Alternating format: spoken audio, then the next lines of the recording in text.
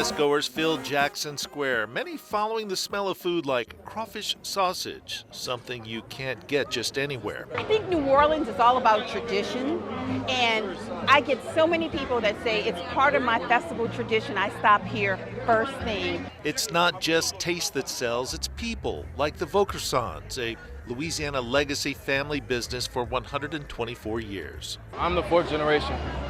Yes, sir. What does it mean to you to be jumping into the family business like this? It means a lot. When you understand the history is very important. My father makes sure to emphasize that to us. The Vaucreson family holds firm to its Creole roots. One family in a family network of businesses that account for nearly 64% of the U.S. economy, according to the Conway Center for Family Business. It's got some good sides and some bad sides. I'd always say my marriage vows were to love, honor, and work the festivals. This actually is our original deed. The family legacy tradition remains alive and well on Canal Street for more than a century. As my father always told me about whether to go into this business or not, he said, as long as men aren't naked, you got a chance. You just got to figure it out. Next year, Rubenstein Brothers at the corner of Canal and St. Charles celebrates its 100th year in business. Fortunate in a number of ways. I think the fact that where we're located has been an ideal situation. Location is one thing, a tradition of personal service another. Welcome, sir. When we were little, we worked in this business as children. You know, we would come to work on Saturday when we were 8, 10 years old, and if we did the shirts and cleaned up, we got a quarter. Rubenstein started in a small cubicle in 1924 and now encompasses 6 buildings downtown, with third-generation family member Kenny Rubenstein carrying on the tradition after dabbling outside the family business after he graduated from college. You got to have that outside perspective, even if it's not in the same industry, because a lot of great new ideas come from a different industry. So that's Mardi Gras on the corner. Over the years, Rubenstein's branched out to jeans stores as well as women's clothing, but menswear is the mainstay in a part of town that used to be a men's clothing hub. Between Sam Meyer and Adler's, we're the younger kids. Well, I got here after the war, 1946, when the best hat in the store was $10. My brother and I came out of the war, and that's where we were introduced to the hat business. 98-year-old Sam Meyer is the granddaddy of them all.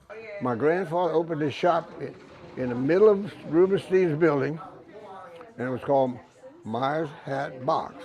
He's worked the floor at Meyer the Hatter for more than 70 years, catering to celebrities and New Orleanians, with a gift for gab and a doctorate in the hat business. I put him up here. Mr. Cruz buys a $1,000 Stetson. I remember Chichi Rodriguez come here every year when they had the golf tournament. Sam is the third of 5 generations who've owned and operated Meyer the Hatter. I don't know all of Mrs. Mo's death. He appeared at the Blue Room, and he bought 5 hats from me. Meyer says tourists are now responsible for most sales, but locals still drive much of the business. You see this little hat? Meyer still works the floor 3 days a week, telling endless tales in a store that's been his lifeblood for 3/4 of a century. My father said, we're never leaving this block. Meyer's grandson Cedric plans to carry on the tradition, marveling at his grandfather's endless patter. There is a new one every once in a while, but we've definitely, he plays the hits. So nobody wants to go into the business, so people are going out left and right. At one time, there were more than a dozen family legacy type businesses all along Canal Street. Places with names like Godshaw's, Gus Meyer, Krieger's. Now there's only a handful, and the future looks challenging. Andre? Rubenstein's has defied the odds. The Conway Family Business Center says only about 30% of all family-owned businesses make the transition into a second generation. We grew up in it. We knew how to make the business work, just conversations. Now, you really don't have the third generation. They go to college, they do things, but they don't learn the business.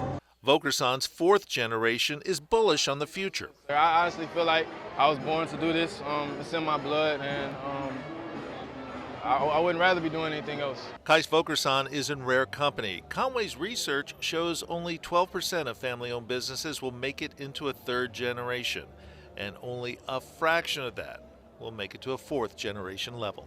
I have 3 children, and they're all successful in doing their thing, and they're enjoying it. But it's not impossible. It's not certain if a Rubenstein will carry the downtown men's store into a fourth generation. Are you optimistic there will be another generation behind Kenny? I don't think so, because Kenny's kids won't. My kids are not. They had their own business, and they're not coming in. So I think that it will be probably sold to somebody else. But Rubenstein's remains bullish on New Orleans and is pushing forward on the upper floors. We're going to the hotel business. When you got these buildings, we have the historical buildings. There's 44,000 square feet, and got to use that space. Canal Street's an important part of the city, and I'd hate to have that empty space. So what's the key? Why do some make it and others don't? It was like going to college. I mean, we worked here when we were 8, 10 years old, and every day you learn something. The Conway Center says family businesses are less likely to lay off employees, regardless of financial performance. And many legacy businesses say the fact that many employees stick around 30 or 40 years is essential to repeat business. If you grew up in it, it's your friends. And like people say, why don't you retire? You can't retire because these are all your friends. Each generation brings something new to the table, and although many legacy family businesses fail, others promise to buck the stats and stay the course. I have intentions of, I believe we could take it to greater heights. 99 years ago, that's awesome now. Upholding a family tradition in a business environment where maintaining success from generation to generation is often tough. Did you ever think of doing anything else? Yeah. I was actually, I was a sports editor at the magazine in Baton Rouge. Then just kind of made the move. Thought, I'm so happy you're here. Yeah. Come on. I don't want to lose you at all. Nor does a city which values its traditions more than most. I don't see a mile that had a label in Atticus Finch's hat. If only he had the good sense to buy his hat at the world's best hat store, he might have won. Rob Masson, Fox 8 Local First.